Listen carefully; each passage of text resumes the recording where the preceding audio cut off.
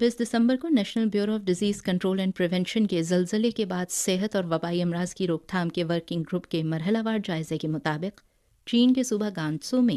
زلزلے کے بعد صحت اور وبائی امراض کی روک تھام کے کام میں تیزی سے پیش رفت ہوئی ہے اور قابل ذکر نتائج حاصل ہوئے ہیں۔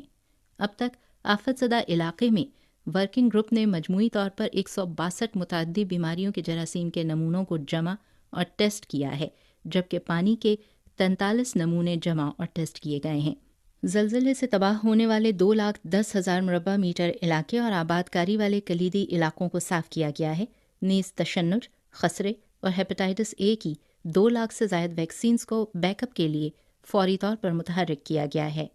27 دسمبر کو چین کے ریاستی کونسل کے تائیوان افیئرز آفس کے پریس کانفرنس میں ترجمان چن بنخوا نے اس بات کا اعادہ کیا کہ تائیوان چین کا تائیوان ہے اور تائیوان کا معاملہ خالصتاً چین